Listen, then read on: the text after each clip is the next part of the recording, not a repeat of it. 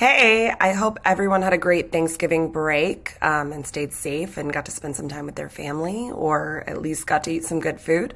This is English 1. It is week 15, November 30th, 2020. I'm Miss Miller. Let's get started because it's back to school. All right, so how this lesson is going to go, I'm going to go through some announcements. We're going to look at the weekly assignments and then take just a couple of notes. So the announcements, it is a new grading period. So this is the third 6 weeks. It is the last 6 weeks of this semester, but you absolutely can still turn old stuff in, and you should, okay? Especially if you have a missing test, you need to get that stuff in as soon as possible. Also, new journal format. It's going to be a Google form that you'll see because too many people are not doing the the slides. So it is a new journal format, so be on the lookout for that. And then the November winners for the attendance challenge was first period, killed it. Sixth period was in second place. But great job, first period. You should be expecting some popcorn and candy delivered to your house sometime this week. Hopefully. I'm going to really try to follow through with that. And then also congratulations to our Kahoot challenge winner. Sequoia Cochran was amazing at Kahoot and killed it. And she won a $10 gift certificate or gift card to Chick-fil-A. So congratulations, Sequoia. All right, your weekly assignments. Like I said, you're going to have a new journal format, but I will talk about that in a second. So you have this weekly video and quiz. Hopefully it doesn't take too long. You will have an ed puzzle for chapters 16, 17, and 18. It's about 20 minutes for part-time Indian. And you have your main assignment, which shouldn't take you very long and hopefully is kind of entertaining. And then finally, your new weekly journal how it's going to look is a Google form. I already said that. Okay. Oh, all right. So we're going to get to notes, which means you need to have a pencil and your notebook. Okay. So if you need to pause this video and go get those things, go get those things. All right, so your title, keep moving myself. Your title is English Notes, November 30th. And remember that you write down everything that's underlined. It's very important. If it is underlined, you write it down. And you'll notice that in the next couple slides, there actually isn't anything to write down, but you do need to be paying attention, okay? All right. So we are returning back to narrative structure a little bit because we are going to be writing our own narratives. Hopefully you remember the dinosaur from, I don't know, week 8 maybe, quite a while ago.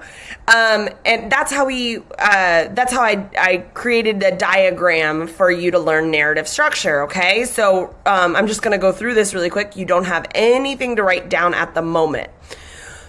So we learned that a narrative or a story starts with the exposition, which is the setting and characters. Hopefully you have this written down. We have arising action, which introduces the conflict or the problem. We have the climax, where where the most dramatic part of the story happens, where the S hits the fan, so to speak. We then have falling action where things start to resolve and we tie up loose ends. It's usually where I fall asleep in a movie, and I think most people do.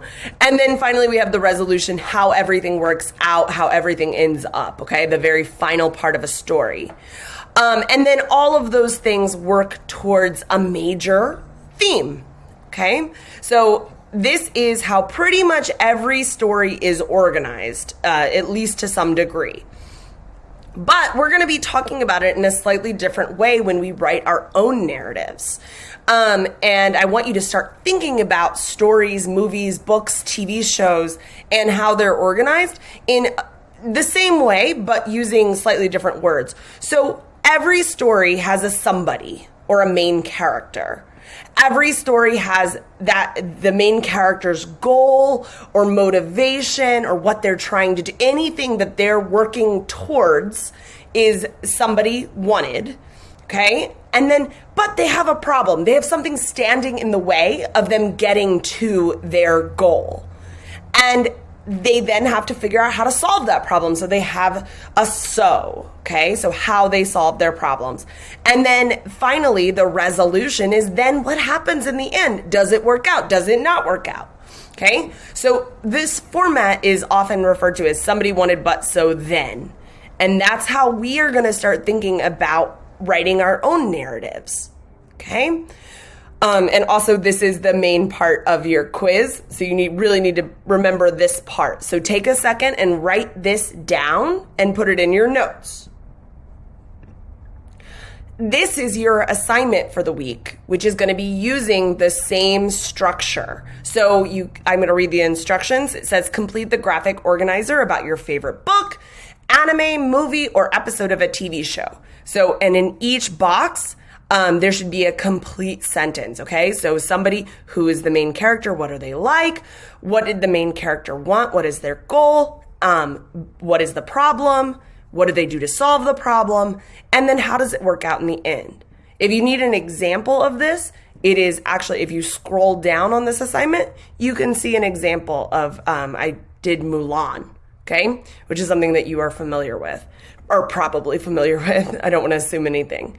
Okay, that's it. So make sure you get all your assignments done. Please comment on any of your assignments, and I will get back to you as quickly as I can if you have any questions. Okay, otherwise stay safe, wear a mask, and I'll see you guys in live classes on Tuesday and Wednesday.